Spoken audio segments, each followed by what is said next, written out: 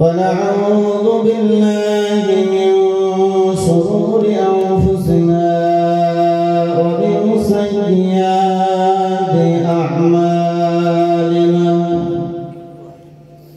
من يهده الله فلا مضل له ومن يضلله فلا هادي له ونشهد أن لا إله إلا الله وحده لا شريك له ونشهد أن سيدنا ونبينا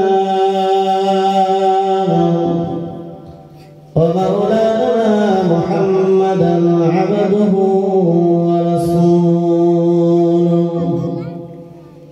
الذي أرسله بالحق بشيرا ونذيرا وداعيا إلى الله بإذنه وسراجا منيرا فقد قال الله تعالى في كلامه المجيد الفرقان الحميد بسم الله الرحمن الرحيم ما كان محمد أبا أحد من رجالكم ولكن رسول الله وخاتم النبيين وكان الله بكل شيء عليما إن الله وملائكته يصلون على النبي يا أيها الذين آمنوا صلوا عليه وسلموا تسليما اللهم صل على سيدنا مولانا محمد وعلى آل سيدنا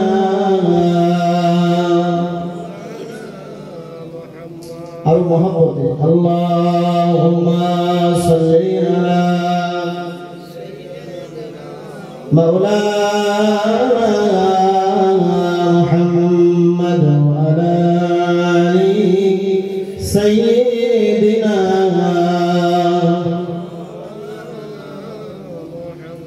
जन्म আমার নবীর যুগে হলে কেমন হতো জন্ম আমার নবীর যুগে হলে কেমন হতো দোনায়নের সোমবা দেখিলে কেমন হতো দোনায়নের সোমবা দেখিলে কেমন হতো জন্ম আমার নবীর যুগে হলে কেমন হতো জন্ম আমার নবীর যুগে হলে কেমন হতো আসিত ভেসে বাজারে বেলালের মধুর আযান আসিত ভেসে বাজারে বেলালের মধুর আযান যে আযানে ছিল এমন প্রেম মুগ্ধ রহমান দয়ার নবীর পিছে নামাজ পড়লে কেমন হতো দয়ার নবীর পিছে নামাজ পড়লে কেমন হতো দোনায়নের সোমবা দেখিলে কেমন হতো দোনায়নের সোমবা দেখিলে কেমন হতো জন্ম আমার নবীর যুগে হলে কেমন হতো জন্ম আমার নবীর যুগে হলে কেমন হতো আল্লাহুম্মা সাল্লি আলা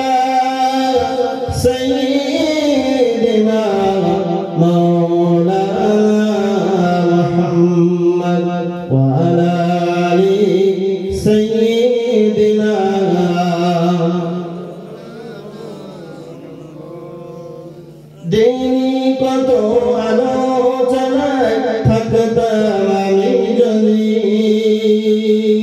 সামনে রাসূল পাক হতো পাশে সাহাবীগণ সামনে রাসূল পাক হতো পাশে সাহাবীগণ আবু বকর ওমর ওসমান আলী সঙ্গে কেমন হতো আবু বকর ওমর ওসমান আলী সঙ্গে কেমন হতো দোনয়নে রাসূল পাক দেখিলে কেমন হতো দোনয়নে রাসূল পাক দেখিলে কেমন হতো জন্ম আমার যুগে হলে কেমন হতো জন্ম আমার যুগে হলে কেমন হতো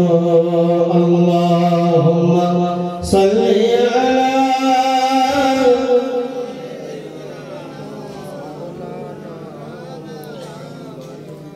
ওয়ালা আলি সাইয়্যিদিনা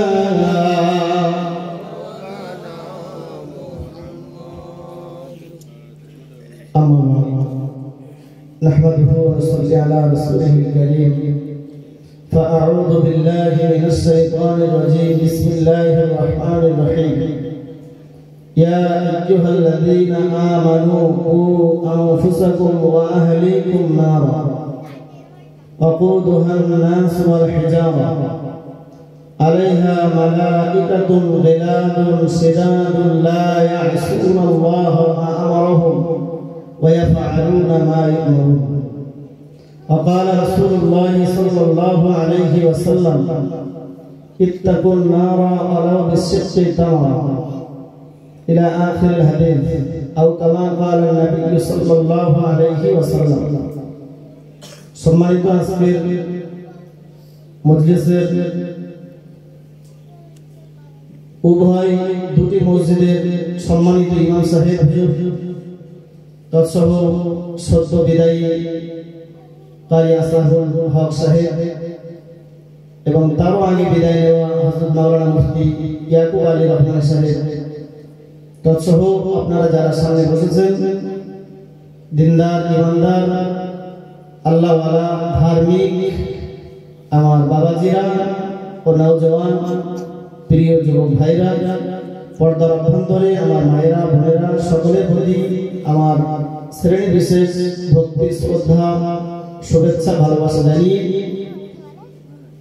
কিছু কথা আলোচনার নিয়ত করছি বাকি আল্লাহর ইচ্ছা আল্লাহ পাক কবুল করেন সকলে বলে আল্লাহুম্মা আমিন তো আমরা এই মজলিসে বসতে পেরে দরবারে ইলাহিতে শুকরিয়া জ্ঞাপন করি সকলে বলি আলহামদুলিল্লাহ বিশ্ব নবীর প্রতি জানাই অগণিত দরুদ ও সালাম সকলে বলি সাল্লাল্লাহু আলাইহি ওয়াসাল্লাম সন্ধ্যা থেকে পর্যন্ত আপনারা অনেক আলাপ আলোচনা শুনেছেন আমি আর বেশিক্ষণ আপনাদের বিরক্তি সময় নষ্ট করতে চাচ্ছি না দূরে যারা যারা আছেন মেহরবানি করে মজলিসের ভিতরে চলে আসুন কারণ 11:30টার দিকে কাটা ছুঁই খুব বেশি 12টার পরপরই আখিরি দোয়ার দিকে আমরা এগিয়ে যাব এজন্য এখনো আমার যে সমস্ত ভাইরা আশেপাশে আছেন মেহরবানি করে আপনারা মজলিসের ভিতরে চলে আসুন যে মাসটি চলছে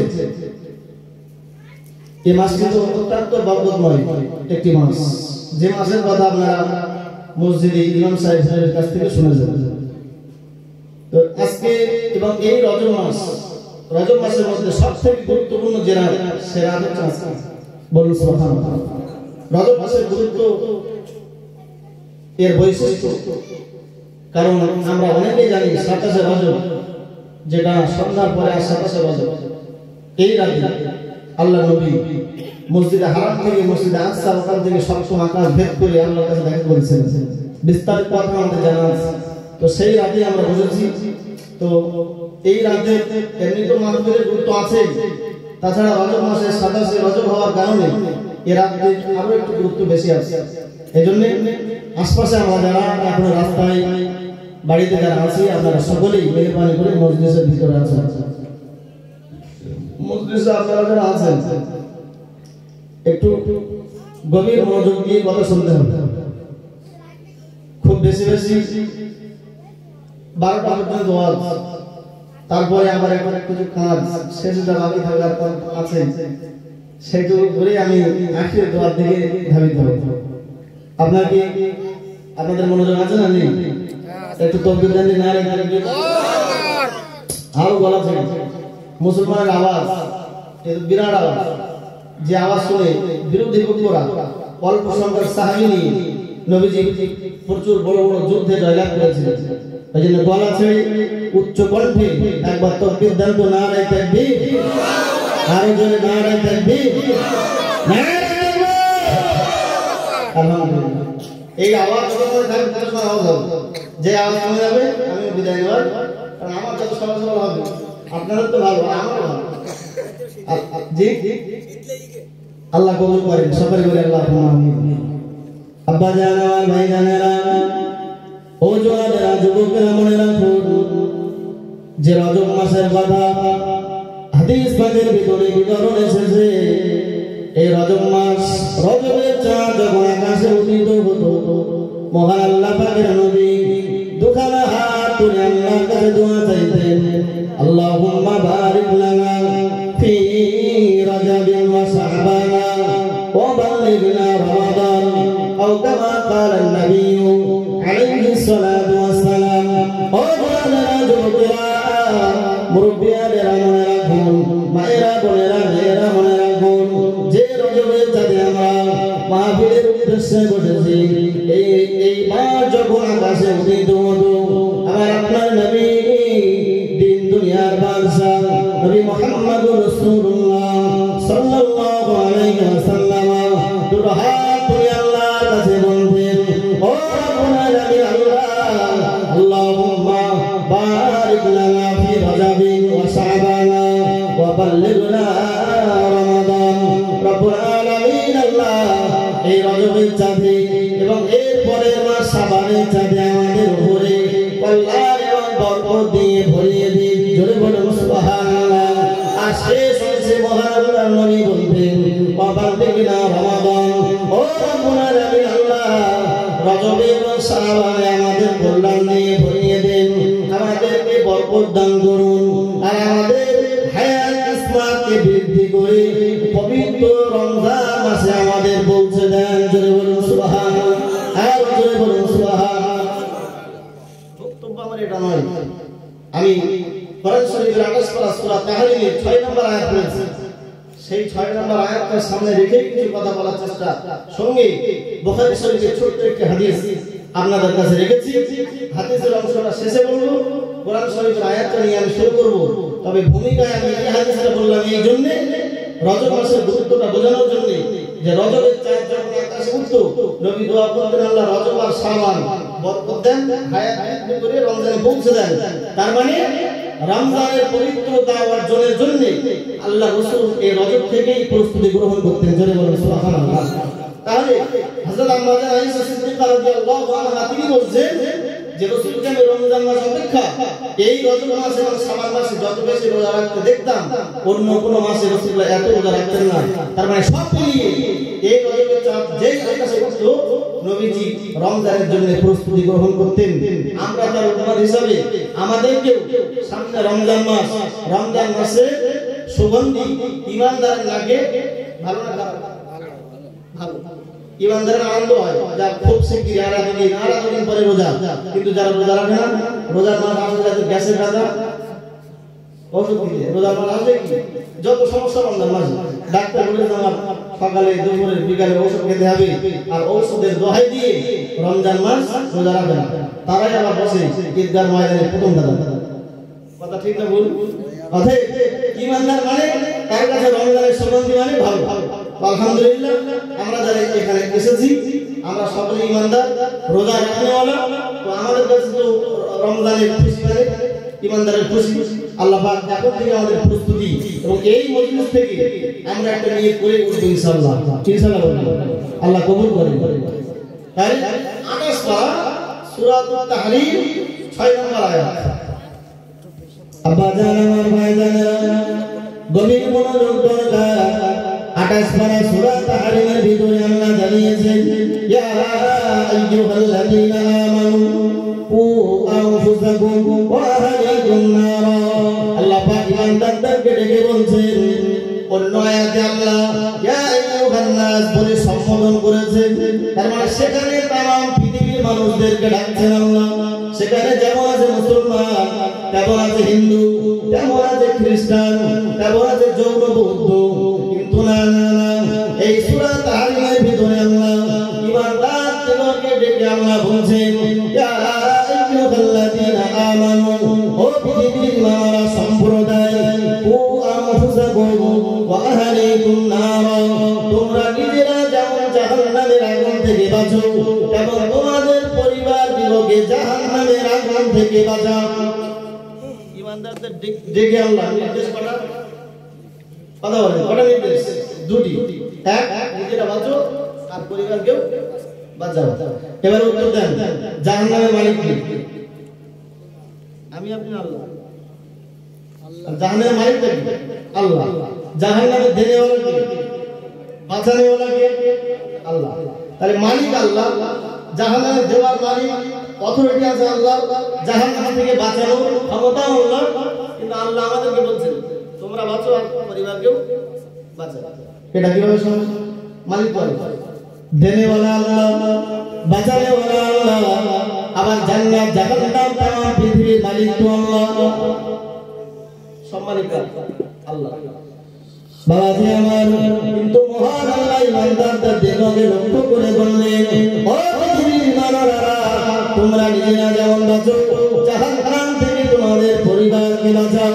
বাবাজি আমার আমরা এবং আমাদের পরিবারের সদস্যরা মাঝে মাঝে আমরা অসুস্থ হয়ে যাই কিন্তু অসুস্থ থেকে সুস্থতা দেওয়ার মালিক কে আল্লাহ তো সুস্থ করার মালিক আল্লাহ এরপরেও আমরা ডাক্তারের কাছে যাই না মালিক তো আল্লাহ কিন্তু আমরা ওসিলা হিসাবে ডাক্তারের কাছে যাই ঔষধ সেবন করি নিজেরা যেমন খাই পরিবারের কেউ অসুস্থ হলে তাদেরকেও খাওয়াই তো ঠিক এটাই মালিক আল্লাহ দেনেওয়ালা আল্লাহ বাঁচানেওয়ালা আল্লাহ এরপরে আমি যদি জাহান্নামের রাস্তায় থাকি আমার পরিবারের যে কেউ যদি জাহান্নামের রাস্তায় থাকে তাহলে তাদেরকে জাহান্নামের রাস্তা থেকে সরাতে হবে এটাই হচ্ছে আল্লাহর মূল মাকসাদ তোমরা নিজেরা বাঁচো আর পরিবারকেও জাহান্নামে আমি একা একা নামাজ পড়ি তাসবিহ করি জুম্মার দিন আমি নিজে সাজসজ্জা করে সকাল সকাল কারণ জুম্মার দিন প্রথমে যে যাবে সে পরিবার সওয়াব পাবে তো আমি গার্জিয়ান হয়ে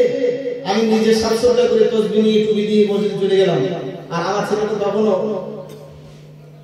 ক্লাবে পড়ে পড়ে আছে খবরটা নিতে হবে না আব্বা জান আমার ভাই জানেরা হাদিস পাকের ভিতরে নবী আমার জানিয়েছেন কুল্লুকুম রাইন ওয়া কুল্লুকুম মাসউলুন আন রাইয়াতিহি ও আমার সাহাবীরা মনে রাখো ও পৃথিবীর ইমানদাররা মনে রাখো আমি রাসূলুল্লাহ বলছি তোমরা প্রত্যেককে একজন একজন রাখাল ওয়া কুল্লুকুম মাসউলুন আন রাইয়াতিহি এবং তোমাদের প্রত্যেকের দায়িত্বের ব্যাপারে আল্লাহ জিজ্ঞাসা করবে তোমরা দায়িত্বের কাজ করে দাঁড়াতে হবে গার্জিয়ান হিসাবে কতটা দায়িত্ব তুমি পালন করেছো পৃথিবীর ইতিহাসে যে যত বড় নেতা যত বড় গার্জিয়ান তার অধীনস্থদেরকে আল্লাহর ব্যাপারে জিজ্ঞাসা করবেন ইমামকে জিজ্ঞাসা করবেন তোমার মুসল্লিদের মধ্যে কেন এই ব্যক্তি জাহান্নামী হয়ে গেল স্টেজের বক্তাকে জিজ্ঞাসা করবেন তোমার মজলিসের শ্রোতা কেন জাহান্নামী হলো পরিবারের গার্জিয়ানকে জিজ্ঞাসা করবেন তোমার অধীনস্থ সদস্যরা কেন জাহান্নামী হলো খানকার পীরকে জিজ্ঞাসা করবেন তোমার খানকার মুরিদরা কেন জাহান্নামী হলো তাবলীগের আমিরকে জিজ্ঞাসা করবেন তোমার দলের এই মানুষগুলো কেন জাহান্নামী হলো নিজে নামাজ পড়লে হবে পরিবারকে খেলাতে হবে না তাই নবী বললেন তোমরা প্রত্যেকেই রাখাল আর রাখালিত্বের ব্যাপারে জবাব আমাদের দেওয়া লাগবে খুব মন দিয়ে 12টা মানে শীতকাল মানে অনেক রাত আল্লাহ বললেন জাহান্নাম থেকে বাঁচো আমরা অনেক ইমাম সাহেবের কাছ থেকে শুনি জাহান্নাম কিন্তু জাহান্নাম আসলে কি সে ধারণা আমাদের খুব কম মানুষের আছে জাহান্নামে যে ফেরেশতাগুলো থাকবে যাদের অন্তরে যাদের দেহে যাদের কাল্বে কোন রকম মায়া মমতা কিছু থাকবে না।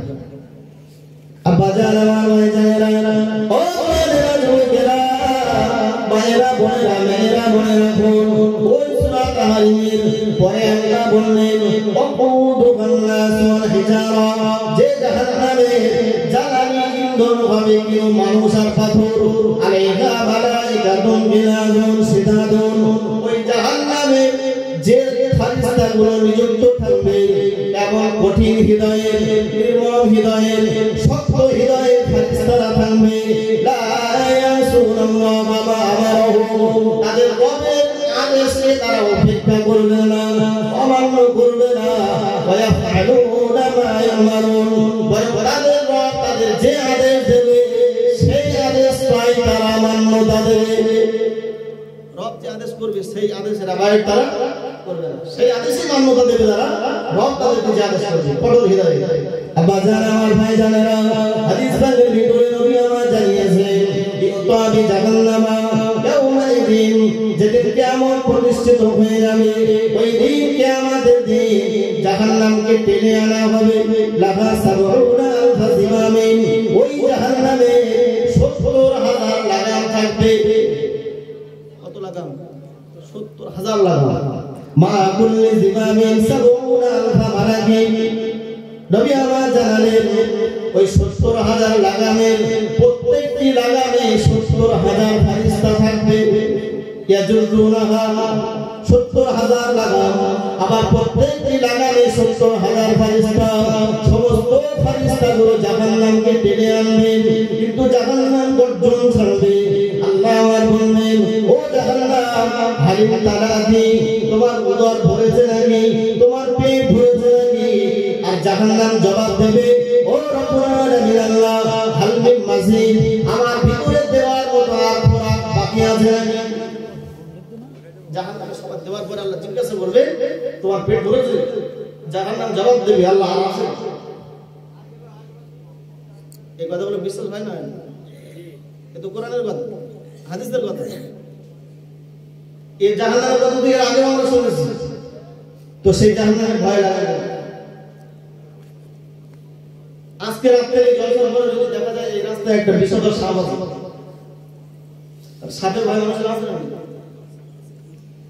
সে সাপটা এখন এই রাস্তায় আছে, তার সন্ধ্যার পরে এই রাস্তায় যাবে বলে মনে হচ্ছে, তাহলে সাপের ভয় আছে। এই জন্য যতদিন তার একটা ফয়সালা না হচ্ছে যে সাপটা ধরা পড়েছে মারা হয়েছে, এই নিশ্চয়তা যত সময় না হবে এই রাস্তায় আসবে, তাহলে জাহান্নামের কেমন ভয় লাগে যে জাহান্নামের রাস্তাটা ভাঙছে? তার মানে ওটা মুখের কথা, জাহান্নামের ভয় আছে কিন্তু অন্তরে তা যদি হয় তাহলে সাপের ভয় রাস্তায় যাচ্ছে, অথচ এই রাস্তাটা এমন জাহান্নামের রাস্তা, গন্তব্য জাহান্নাম, তাহলে সে রাস্তায় হাঁটছে মানে জাহান্নামের ভয় মুখে বললেও অন্তরে নেই, অন্তরে নেই মানে ইমান ভুলে গেছে। সেই ইমানটাকে তরুতাজা করার জন্য আল্লাহ বললেন ইদা যিকিরাল্লাহু ওয়াজিলাত কুলুবুহুম, ইমানদারের সাথে যখন কোরআন তেলাওয়াত করা হয়, কোরআনের ব্যাখ্যা বিশ্লেষণ করা হয়, ইমানদারের ইমান আল্লাহ মজবুত হয়ে যায়। জোরে বলুন সুবহানাল্লাহ। আব্বা জান আমার ভাই জানেরা দুনিয়ার আগুন এত কঠোর, দুনিয়ার আগুন এত কঠিন, মোমবাতি জ্বালিয়ে আমরা হাতটা রাখতে পারবো না, রাখা যাবে না। নবী আমার বললেন লা রুকুন জুজুম মিন সাবঈনা জুজুম মিন নারি জাহান্নাম, ও পৃথিবীর মানুষেরা মনে রাখো, ও আমার সাহাবীরা মনে রাখো, আমি রাসূলুল্লাহ বলছি লা রুকুন জুজুম মিন সাবঈনা জুজুম মিন নারি জাহান্নাম, দুনিয়ার আগুন হলো জাহান্নামের ৭০ ভাগের ১ ভাগ তেজ। দুনিয়ার আগুন জাহান্নামের আগুনের থেকে ৭০ ভাগের ১ ভাগ, তার মানে জাহান্নামের আগুন এই দুনিয়ার আগুনের থেকে আরো ৬৯ ভাগ বেশি আছে। অন্য হাদিস পাকের ভিতরে নবী আমার জানিয়েছেন ও কিদা আলান নারি আলফা সারাতি, জাহান্নামকে আল্লাহ প্রস্তুত করার পরে ১০০০ বছর আল্লাহ জ্বালাবেন, হাত্তা ইসমাউন, ওই জাহান্নামের কালার হয়ে যাবে লাল। সুম্মা উকিদা আলাইনা আলফা সানাতি, নবী আমার বললেন ওই জাহান্নামকে আরো ১০০০ বছর জ্বালানো হবে, হাত্তা বিয়াদ্দাত, জাহান্নামের কালার হয়ে যাবে সাদা। সুম্মা উকিদা আলাইনা আলফা সানাতি, আবার ১০০০ বছর জাহান্নাম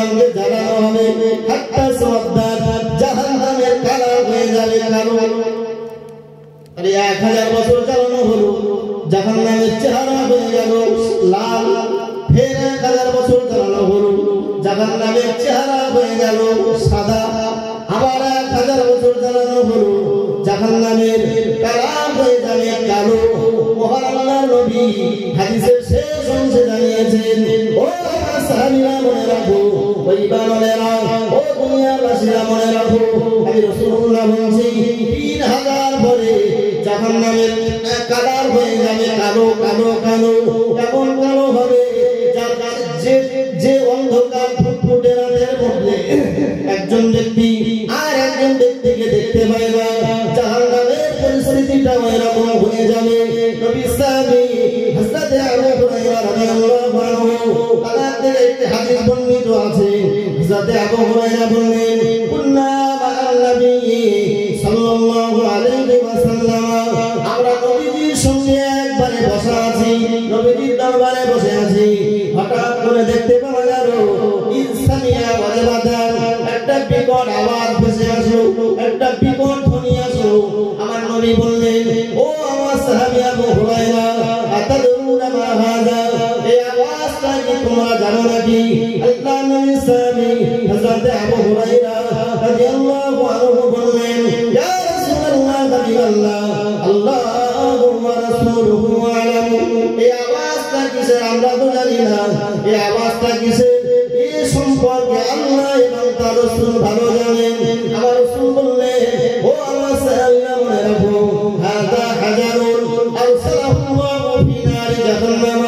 ও আমার সাহাবীরা মনে রাখো, আমি রাসূলুল্লাহ বলছি এই বিকট আওয়াজটা অন্য কিছু নয়, বরং আল্লাহ পাক একটা পাথর নিয়ে জাহান্নামের ভিতরে নিক্ষেপ করেছিলেন। মুনযু 70 ফারিহা, এখান থেকে 70,000 বছর আগে, হাত্তা ইনতাহা ইলা কারিহা আল-আন। ও আমার সাহাবীরা মনে রাখো, আমি রাসূলুল্লাহ বলছি ওই 70,000 বছর আগে ফেলা পাথরটা এই মুহূর্তে জাহান্নামের তলদেশে যে ঠেকেছে।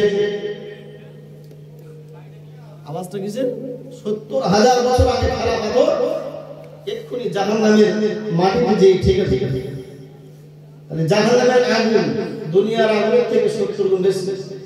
আবার জাহান্নামের গভীরতা, যে গভীরে একটা পাথর যেতে 70,000 বছর সময় হয়ে যায়, সেই জাহান্নামের গভীরতা আছে না নেই?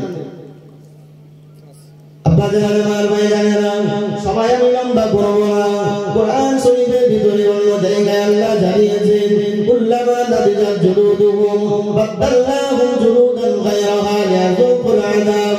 ও বান্দা বান্দিরা মনে রাখো, আমি আল্লাহ পাক বলছি, আমার যে সমস্ত বান্দারা জাহান্নামে যাবে, ওই জাহান্নামে পড়তে পড়তে যখন গায়ের চামড়াগুলো কালো হয়ে যাবে, ময়লা হয়ে যাবে, আমি আল্লাহ আমার বান্দার গায়ে আবার নতুন করে চামড়া লাগিয়ে দেব। ওই চামড়া আবার পড়তে থাকবে। আমি আল্লাহ আমার বান্দাদের ওই চেহারায় আবার নতুন করে চামড়া লাগিয়ে দেব, আবার পড়তে থাকবে, আবার নতুন করে চামড়া লাগিয়ে দেব। মোরে আল্লাহ বললেন, ইয়াযুকুল আযাব, যাতে করে আমার পাপা যার নাফরমানি বান্দা বেশি বেশি আগুনের শাক গ্রহণ করতে পারে, বেশি সাপ চাকতে পারে। তার জন্য আমি যত পূর্বে তত চামড়া লাগিয়ে দেব। তাহলে এই জাহান্নামের খোরাক যদি আল্লাহ আমাকে আপনাকে বানায়, এই জন্য যখন আপনারা তোমরা নিজেরা বাঁচো, পরিবার দিগকে জাহান্নামের আগুন থেকে কত ভয়ঙ্কর সেই জাহান্নাম। তো মিথ্যা হওয়া দূর কি বাত, সন্দেহের কোনো অবকাশ। এরপরে মুসলমানের পরিযায় জাহান্নামের ভয় নেই, যার কারণে এত জলসা, এত টাকা পয়সা খরচ করার পরে ফিডব্যাক শুনছে মসজিদে যা মুসল্লি তাই। এই এতক্ষণ সারা রাত জলসা শুনি, ফজরের নামাজে কি মুসল্লির সঙ্গে বাড়লো? কালকে জোহর, কাল মাগরিব যা আছে তাই, মাতাল দালাল যা আছে তার সঙ্গে কমবে না বাড়বে? বাড়া ছাড়া কমবে না। সুৎখোর ঘুষখোর কমবে নাকি? মহিলা সমিতি নাম কেটে দেবে নাকি? হুজুর কালকে জাহান্নামে কাজ করে গেছে, আমি মহিলা সমিতি আমার নাম লেখা আছে, নাম কেটে দেবে। যদি এটা ঘটতো তাহলে এত পয়সা খরচ করা, তাবারকের ব্যবস্থা করা, মাইক প্যান্ডেলের খরচ, বক্তাদের নজরানা সব সার্থক হতো। কথা ঠিক বলছি না ভুল বলছি? আর যদি পরিবর্তন ফিডব্যাক যদি ভালো না আসে তাহলে এই খরচ খরচা কোনো উপকারে আসবে নাকি এগিয়ে অ্যাপ্লিকেশন বছর ক্রিয়া দিতে এর থেকে কিছু শিক্ষা নিতে হবে। আব্বাজান আমার ভাইজানেরা, আমি আলোচনা লম্বা করব না, বিদায় নেব আমি। মহান আল্লাহর নবী, আমার আল্লাহ পাকের নবী জানিয়েছেন, ও সাহাবীরা মনে রাখো, আমি রাসূলুল্লাহ বলছি, কিয়ামতের দিবসে একদিন তোমরা মারা যাবে, কবরে যেতে হবে। কবরে নির্দিষ্ট একটা সময় থাকার পরে আমি আমার আল্লাহর কাছে তোমাদেরকে আবার ফিরে যেতে হবে। কোরআন শরীফে মহান আল্লাহ জানিয়েছেন, ও আমার বান্দা বান্দিরা মনে রাখো, আমি আল্লাহ বলছি, ইন্না খালাকনাকুম, আমি আল্লাহ মাটি থেকে তোমাদেরকে সৃষ্টি করেছি, ওয়া ফিহা নুঈদুকুম, একদিন তোমরা মারা যাবে, তোমাদেরকে আমি আল্লাহ ওই মাটিতে আবার আমি আল্লাহ ফিরিয়ে দেব। ওয়া মিনহা নুখরিজুকুম তারাতান উখরা, আমি আল্লাহ ওই মাটি থেকে তোমাদেরকে আবার বার করব। এই মাটি থেকে সৃষ্টি, যেতে হবে কোথায়? মাটি থেকে আবার ফের ওই মাটি থেকে আল্লাহ তুলবেন কিয়ামতের ময়দানে।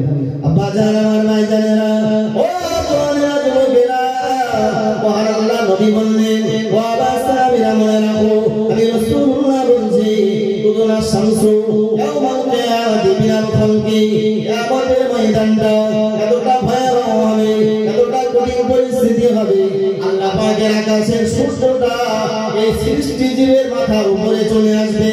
হাত্তা তাকুনা কামিদারে মাইলি, শুধু নিকটবর্তী তাই নয়, বরং বান্দার মাথার 1 মাইল উপরে এই সূর্যটা চলে আসবে। সূর্যের 12টা মুখ হবে এবং ওই সূর্যের তাপ যেটা এখান থেকে এত কিলোমিটার উপরে থাকার পরে ওই গরমের সময় আমরা কেউ বা ছায়াতে বিশ্রাম গ্রহণ করি, ফ্যানের তলায় যাই, এসি ব্যবহার করি, কুলার ব্যবহার করি, পিচের রাস্তাগুলো দেখতে পাওয়া যায়, পড়ে যায় ওই সূর্যের তাপে।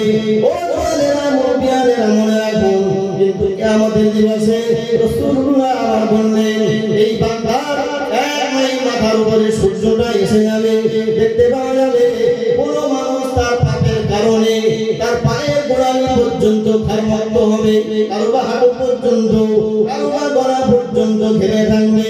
ওই দিনে মহান আল্লাহ পাকের নবী আমার জানিয়েছেন, তামাম পৃথিবীটা সমতল ভূমিতে পরিণত হবে, কোথাও কোনো ছায়া বন্ধ ব্যবস্থা থাকবে না। নবী আল্লাহ জানিয়েছেন, ও আমার সাহাবীরা মনে রাখো, আমি রাসূলুল্লাহ বলছি, সালাতু ইউদিল্লুহুমুল্লাহু ফি দিল্লিহি ইয়াওমা লা দিল্লা ইল্লা দিল্লাহু। ও সাহাবীরা মনে রাখো, আমি রাসূলুল্লাহ বলছি, কিয়ামতের ময়দানে যেদিন তামাম পৃথিবীতে কোনো গাছ-গাছালি থাকবে না, বিল্ডিং বাড়াখানা থাকবে না, ওই দিন একটাই ছায়া থাকবে, সেই ছায়াটা হলো মহান আল্লাহ পাকের আরশের ছায়া। জোরে বলুন সুবহানাল্লাহ, আর জোরে বলুন সুবহানাল্লাহ। কোন ছায়া থাকবে? একটাই ছায়া। কিসের ছায়া? আল্লাহর আরশের ছায়া। এতক্ষণ জাহান্নামের জগৎ করলাম, বাড়ালে এখনো বাড়বে। কোরআন হাদিসে বহু প্রচুর রেফারেন্স বিদ্যমান, কিন্তু যদি ওই জাহান্নাম, কঠিন জাহান্নাম থেকে আপনার বাঁচতে হয়, এই জাহান্নামের কিয়ামতের দিন আরশের ছায়া থাকবে, ওই ছায়ায় জায়গা হবে 7 শ্রেণী। কয় শ্রেণী? 7 শ্রেণী, 7 গুণের মানুষ। এই 7 গুণ যারা জোগাড় করতে পারবে তারা জাহান্নাম থেকে মুক্তি পাবে। রাসূল বললেন, কিয়ামতের দিবসে একটাই ছায়া থাকবে, সেটা আল্লাহর আরশের ছায়া, আর ওই ছায়ায় জায়গা পাবে 7 শ্রেণী। কয় শ্রেণী? আব্বা জান আমার ভাইজানেরা, লম্বা করে বলবা, অবকাশ আমি পাবো না গো। মহান আল্লাহর নবী হাদিস পাকে ভিতরে জানিয়েছেন, ও সাহাবীরা মনে রাখো, দুনিয়ার ইমানওয়ালা মুসলমানরা মনে রাখো, আমি রাসূলুল্লাহ বলছি, সাবাতু ইউযিল্লুহুমুল্লাহু ফি যিল্লিহি ইয়াওমা লা যিল্লা ইল্লা যিল্লুহু। কিয়ামতের ময়দানে যেদিন কোনো ছায়া থাকবে না, আমার আল্লাহ পাকের আরশের ছায়া থাকবে। ওই আল্লাহ পাকের আরশের ছায়া পাবে 7 শ্রেণীর মানুষ। তার মধ্যে 1 নম্বরে নবী আমার জানিয়েছেন, ইমামুন আদিলুন, ন্যায় পরায়ণ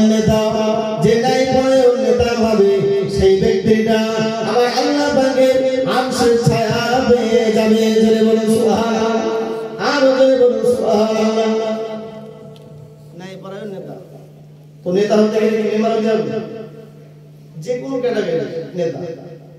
ইমাম তিনি একজন নেতা, আপনি বাড়ির একজন গার্জিয়ান আপনি একজন নেতা, গ্রামের মেম্বার প্রধান সেও একজন নেতা, থানার ওসি সেও একজন, মাদ্রাসা স্কুলের হেডমাস্টার সেও একজন নেতা।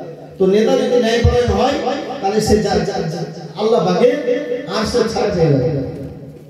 তো পৃথিবীতে যারা এসেছেন, যারা আছেন, যারা আসবেন, সবার মধ্যে ন্যায়পরায়ণ নেতা একজনকে জোরে বলেন, হ্যাঁ আল্লাহ নবী আমাদের মধ্যে মুহাম্মদুর রাসূলুল্লাহ। তিনি যে ন্যায়পরায়ণতা দেখিয়ে গেছেন সেই ন্যায়পরায়ণতা আগে দেখাতে পারে বাবাজি আমার মনে রাখুন, ও আল্লাহর বান্দারা মনে রাখুন, নবী আমার মক্কা থেকে যখন মদিনায় গেলেন, কোরআন শরীফের একটা সূরা অবতীর্ণ হলো, একটা আয়াত অবতীর্ণ হলো, ওয়াসারিকু ওয়াসারিকাতু ফাকতু আইদিয়াহুমা। মনোযোগ আছে আপনাদের? মক্কা থেকে যখন মদিনায় গেলেন একটা আয়াত অবতীর্ণ হলো, ওয়াসারিকু ওয়াসারিকা ফাকতু আইদিয়াহুমা। কোন নারী এবং পুরুষ যদি চুরি করে তাহলে তার হাত কাটা হবে, এই বিধান কার? আল্লাহ। কিন্তু ঘটনাক্রমে দেখা গেল মদিনার একজন উচ্চ বংশী ফাতেমা নামে একটি মেয়ে একটা জিনিস চুরি করেছে, তাহলে কোরআনের বিধান কি? হাত কাটা। নাকি উচ্চ বংশের হলে সম্মান? নবীর কাছে এরকম বিধান আছে? তো সাহাবীরা চিন্তা করলেন যে উচ্চ বংশের ফাতেমা নামে মেয়েটা চুরি করলো, যদি এর হাত কাটা হয় তো পরিবার তো অনেক উচ্চ বংশের, ইসলামের একটু ক্ষতি হতে পারে। ওর থেকে নবীর কাছে যে বললে হতো, হুজুর যদি কোনো হালকা বিধান থাকে তাহলে একটু সেটা ব্যবস্থা করেন, তবে যাবে। সবাই সিদ্ধান্ত নিয়ে ঘন্টা বাদ দেয়, ঘন্টা বাদ বিড়াল আসে ঈদুল সবাই মিলে এক চিন্তা করবে যে ওর গলায় একটা ঘন্টা বাদ দেয়, তাহলে যখন আসবে ঘন্টা নড়লে আমরা সবাই সবাই সব কিন্তু বাদে যাবে। তো সাহাবীরা নবীর কাছে যাবেন কে? কোরআনে লেগে আছে সুপারিশ করতে। আব্বা জান আমার ভাইরা, ও মায়েরা মায়েরা মনে রাখুন, সকল সাহাবীরা মিলে সিদ্ধান্ত গ্রহণ করলেন নবীর কাছে বলতে হবে, ইয়া রাসূলুল্লাহ হাবিবাল্লাহ, ইয়া রাসূলুল্লাহ হাবিবাল্লাহ, উচ্চ বংশের ফাতেমা নামীয় মেয়েটি চুরি করেছে, ইয়া রাসূলুল্লাহ হাবিবাল্লাহ, উচ্চ বংশের হওয়ার কারণে এই ফাতেমার কোরআনের বিধানটা একটু হালকা করে দেন।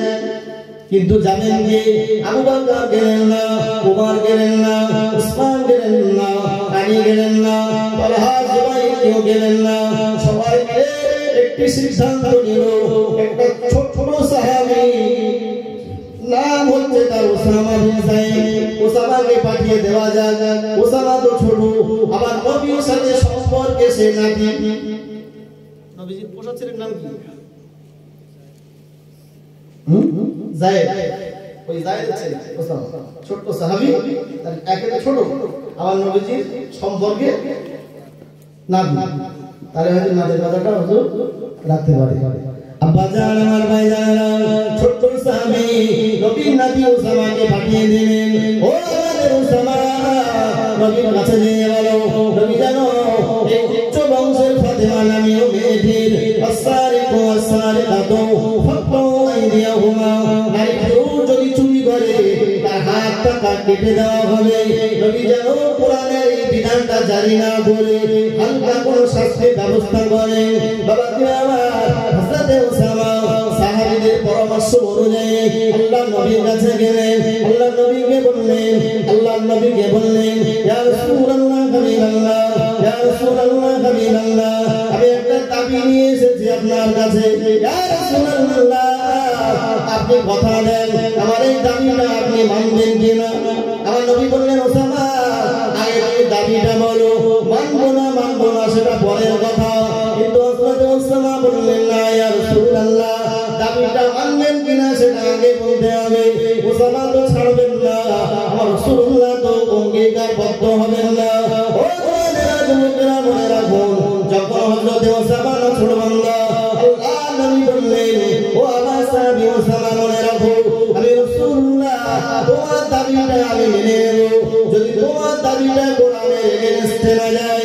ও ওসামা মনে রাখো, আমি রাসূলুল্লাহ বলছি, আমি রাসূলুল্লাহ বলছি ওসামা তোমার দাবিটা আমি মেনে নেব যদি আমি রাসূলুল্লাহ আমার সুন্নাতের এগেইনস্টে না যায়।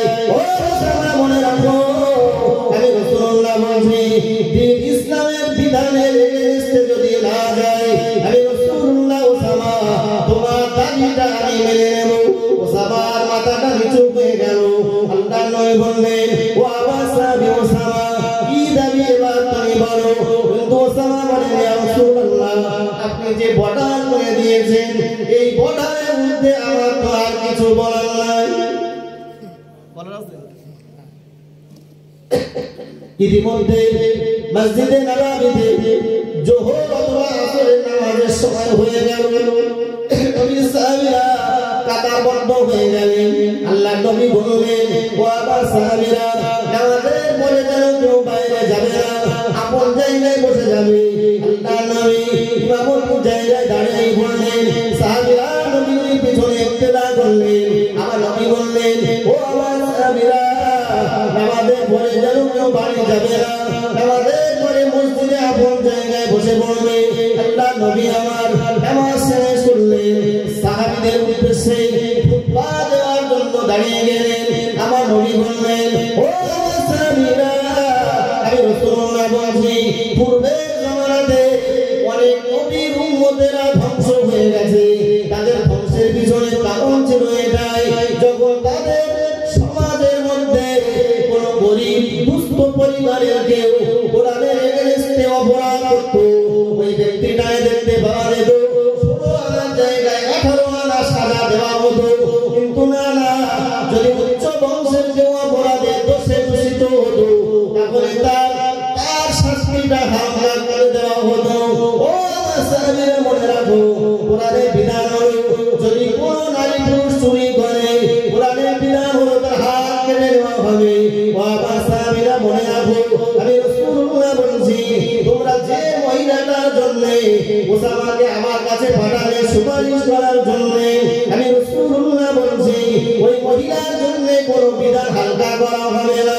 ও আমার সাহাবীরা মনে রাখো, আমি রাসূল বলছি যদি লাউ আন্না সারাকাত বিনতু মুহাম্মাদিন, আমি রাসূলুল্লাহ বলছি আমি মুহাম্মদ আমার কলিজার টুকরা ফাতেমা যদি চুরি করত লাকাতা ইয়াদা, আমি আমার কলিজার টুকরা ফাতেমার হাতটা আমি রাসূলুল্লাহ নিজে কেটে দিতাম।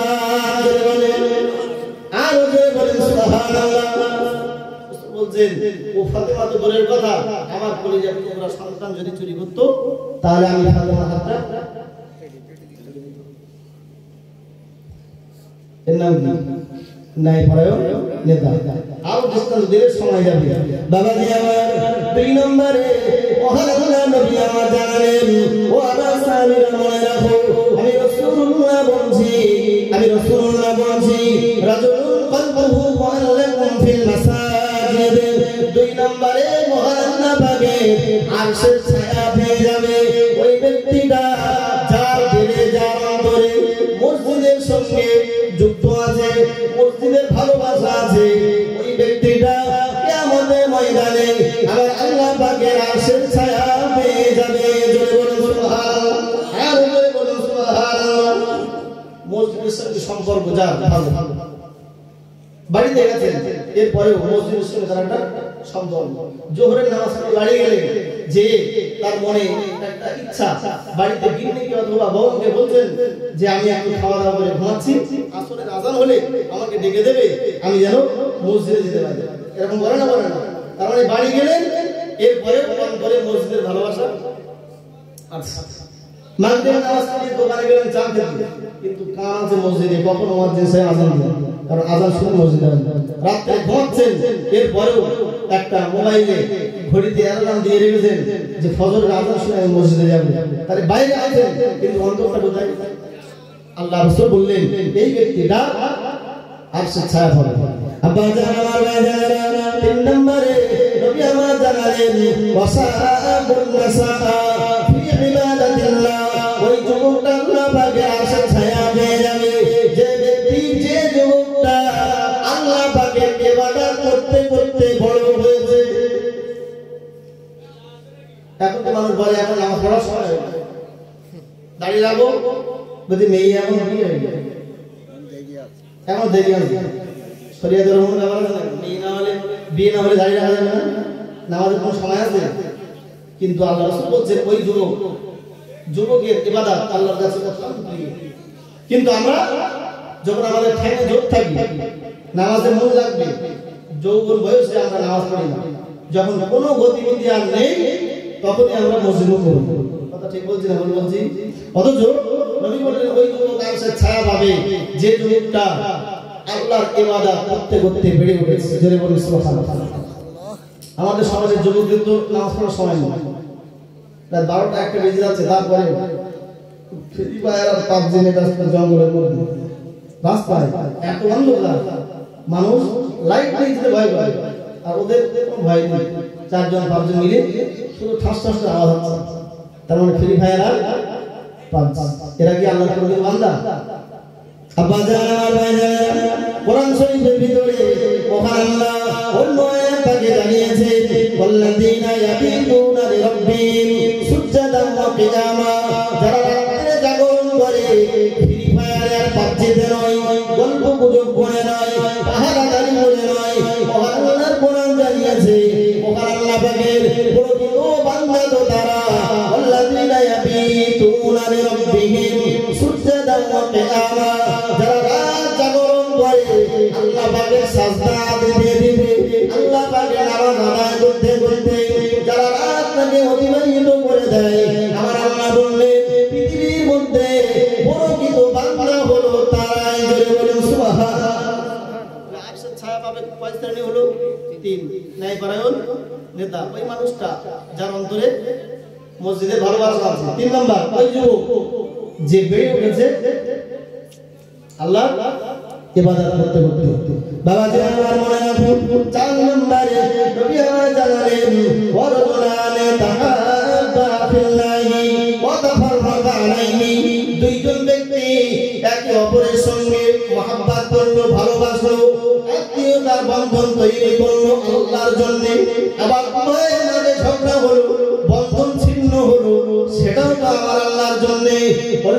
অন্য হাদিসে নবী আমার জানিয়েছেন মান আহাব্বা লিল্লাহি ওয়া আবগাদা লিল্লাহি ওয়া মানা লিল্লাহি ওয়া আতা লিল্লাহি ফাকাদ ইসতাকমালাল ঈমান। জোরে বলুন সুবহানাল্লাহ। আওয়াজ নেই আর জোরে বলুন সুবহানাল্লাহ। নবী আমার বললেন ও আমার সাহাবীরা মনে রাখো যে ব্যক্তিটা একে অপরকে ভালোবাসলো আল্লাহর জন্য আবার ভালোবাসা ত্যাগ করলো আল্লাহর জন্য। উদাহরণস্বরূপ আপনি মনে বেঁধে নিতে পারেন রমজান মাসে একজন বেনামাজি দেখলাম নামাজ পড়ছে আবার রোজা রাখছে রীতিমতো তাহাজ্জুদ নামাজ পড়ছে ফজরের জামাতে উপস্থিত হয় তো আগে ছিল দাতাল মাথা। বাবাজিরা আমার রমজান মাসে তার এই আমলগুলো দেখে আমি তার সঙ্গে বন্ধুত্ব সুলভ আচরণ করলাম আত্মীয়তার বন্ধন তৈরি করলাম কিন্তু দেখতে পাওয়া গেল রমজান মাস যেই বিদায় নিল ওই ব্যক্তিটা আবার মদের আড্ডা খায় যায় বাড়িতে মহিলা সমিতি বানায় সুদের ব্যবসা করে লোন নেয় এই জাতীয় কাজ দেখে আমি আল্লাহর জন্য তার সঙ্গে আত্মীয়তার সম্পর্ক ছিন্ন করে দিলাম। 3 নম্বরে আল্লাহ নবী আমার জানিয়েছেন যদি কোনো ব্যক্তিকে হাদিয়া করে আল্লাহর জন্য আবার দেওয়াটাও বন্ধ করে আল্লাহর জন্য ফাকাদ ইসতাকমালাল ঈমান। নবী আমার বললেন ওই ব্যক্তিটা যেন তার ঈমানটাকে পূর্ণ করে নিল। জোরে বলেন সুবহানাল্লাহ। কত হয়েছে নাম্বার? 4। কয় নাম্বার? 4। শেষ নাম্বারটা কি বলেছি? জি ন্যায়পরায়ণ নেতা ওই মানুষটা যার অন্তরে থাকে মসজিদে ভালোবাসা। 4 নাম্বার। 3 নাম্বার ওই যুবক যে বেড়ে ওঠে আর 4 নাম্বার হলো যারা আত্মীয়তার বন্ধন করে আল্লাহর জন্য আবার ছিন্ন করে কার জন্য? আল্লাহ। তাহলে কটা হলো? 4টি। 5 নাম্বার আব্বাজান আমার ভাইজানেরা ও জওয়ানেরা যুবকেরা মহান আল্লাহর নবী আমার বললেন 5 নম্বরে আইনুন বাকার মিন খাশিয়াতিল্লাহ, ওই ব্যক্তিটা যে ব্যক্তিটা নির্জনে বসে বসে ওয়ারাজুলুন যাকারাল্লাহ ফালিয়ান ফাফাদাত আইনাহু, নির্জনে বসে বসে আল্লাহ পাকের ইবাদতে মশগুল হয়ে যায়, আল্লাহ পাকের ইবাদতে মশগুল হয়ে যায়, চোখ দিয়ে পানি বার হয়, আল্লাহর ভয়ে, কবরের ভয়ে, জাহান্নামের ভয়ে চোখ দিয়ে পানি বার হয়। আমি রাসূলুল্লাহ বলছি ওই ব্যক্তিটা কাল কিয়ামতের ময়দানে আমার আল্লাহ পাকের আরশের ছায়া পেয়ে যাবে। জোরে বলুন সুবহানাল্লাহ, আরো জোরে বলুন সুবহানাল্লাহ। বাকি আছে কটা? দুটো। 6 নম্বরে মহান আল্লাহর নবী আমার জানালেন, যুবকদের খুব মন দিয়ে শুনতে হবে বাবা। নবী আমার বললেন, যদি রাজুলুন দাআতুহু ইমরাতুন যাতু মানসিবিন ওয়া জামালিন, যদি কোন যুবককে কোন উচ্চ বংশের পরমা সুন্দরী নারীটাকে ভালোবাসার জন্য, প্রেম বিনিময় ঘটানোর জন্য, কুকর্মে লিপ্ত হওয়ার জন্য, আর ওই ব্যক্তিটা যদি বলতে পারে ইন্নী আখাফুল্লাহ, না না না আমি তোমার কুকর্মে আমি আহ্বানে সাড়া দিতে পারি না, তোমার প্রেম বিনিময়ে আমি সাড়া দিতে পারি না, কারণ আমি মহান আল্লাহ পাকের শাস্তির ভয় করে থাকি। আমার নবী বললেন ওই যুবকটা কালকে আমাদের ময়দানে আমার আল্লাহ পাকের ঠান্ডা শীতল ছায়া পেয়ে যাবে। জোরে বলুন সুবহানাল্লাহ, আর জোরে বলুন সুবহানাল্লাহ। কটা হলো? 6টা। এই 6টা গুণ কি আমরা জগতে পেরেছি? এই 6টা গুণ কি আমাদের ভিতরে আছে কারো? এটা চিন্তা করে বলেন। নেই, কত সহজে 6টা গুণ পাওয়া যাবে না। বাকি আছে কটা? একটা। এই গুণটা এখানে বসে আড়ে যাবে, এই গুণটা এখানে বসে যদি আপনারা মনে করেন যে আমরা এই গুণটা অর্জন করে বাড়ি যাবে, তাহলে সম্ভব না অসম্ভব? ওই ছোট থেকে সম্ভব না, পরে যদি ট্রাই করে চেষ্টা করে হবে। আর এটা হচ্ছে এখানে বসে আদায় হবে। শোনেন আব্বাজান আমার ভাইজানেরা, যুবকেরা, জওয়ানেরা, বক্তব্য আমি আর লম্বা করব না। মহান আল্লাহর নবী 7 নম্বরে জানিয়েছেন, ও আমার সাহাবীরা মনে রাখো, ও পৃথিবীর ইমানদাররা মনে রাখো, আমি রাসূলুল্লাহ বলছি, ওয়া রাজুলুন তাসাদ্দাকা বিসাদাকাতিন হাত্তা লা তা'লামা শিমালুহু মা তুনফিকু ইয়ামিনুহু, যে ব্যক্তিটা মহান আল্লাহ পাকের জন্য, আল্লাহ পাকের দ্বীনকে বাঁচানোর জন্য, আল্লাহ পাকের রাস্তায় যারা দান করবে, দানটা হবে ডান হাতে, কিন্তু বাম হাত খবর রাখবে না। তার মানে নিয়েছি আমার মহান আল্লাহর নবীর মাকসাদ, মহান আল্লাহর নবীর উদ্দেশ্য দানটা এমন খালেস নিয়ে দেওয়া হবে, আল্লাহকে খুশি করার জন্য হবে, জাহান্নাম থেকে বাঁচানোর জন্য হবে। আমার রাসূলুল্লাহ বললেন, এই আয়াত, এই সভ্যতাটা যার ভিতরে থাকবে, আমি রাসূলুল্লাহ বলছি ওই ব্যক্তিটা কিয়ামতের ময়দানে আল্লাহ পাকের আরশের শীতল ঠান্ডা ছায়া পেয়ে যাবে। জোরে বলুন সুবহানাল্লাহ, আর জোরে বলুন সুবহানাল্লাহ। তো বিদ্যান্ত নারে তাকবীর, আরো জোরে নারে তাকবীর, নারে তাকবীর। আলহামদুলিল্লাহ, বক্তব্য এক প্রকার আমি বুঝিয়ে এনেছি, একটুখানি বাকি আছে, আমি শেষে সেই কথাটা বলে বিদায় দেব। তার আগে আপনাদের এই মহল্লার এই ঈদগাহকে কেন্দ্র করে এই মজলিসটা প্রতি বছর হয়ে থাকে। আলহামদুলিল্লাহ, কোরআন শরীফের এই 7 শ্রেণীর মানুষের আরশের ছায়া, তার মধ্যে একটা গুণ, যারা আল্লাহকে খুশি করার জন্য ইখলাসের সাথে খাঁটি মনে আল্লাহর রাস্তায় জানতে পারবে। আর আমি শুনতে একটা হাদিস বলেছি আপনার কাছে, ওয়ালাউ বিশিক্কি তামারা ইত্তাকুল্লাহ ওয়ালাউ বিশিক্কি তামারা, নবী আমার বললেন তোমরা জাহান্নামের আগুন থেকে বাঁচো, যদিও একটা খেজুরের ছাল দিয়ে হয়। জোরে বলুন সুবহানাল্লাহ। এইজন্য আমরা যারা এখানে এসেছি, মুরব্বী বাবাজি, আমার যুবক ভাই, সকলের কাছে আমি করজোড়ে নিবেদন করব, মাহফিলের জন্য আপনারা দেন, আপনাদেরকে দিতে হবে। সেই নিয়ে যত তাড়াতাড়ি বলবেন তত তাড়াতাড়ি মাহফিল শেষ হবে। একটু আল্লাহর রাস্তায় নগদে কিছু ওয়াদা আপনারা করেন আগামী বছরের জন্য এই মজলিসটাকে চালানোর জন্য। আদালি গাজী 500 টাকা। কে আর তারা ভাই নাজমুল 1000 টাকা। আমার নাজমুল ভাই বলেন জিন্দাবাদ।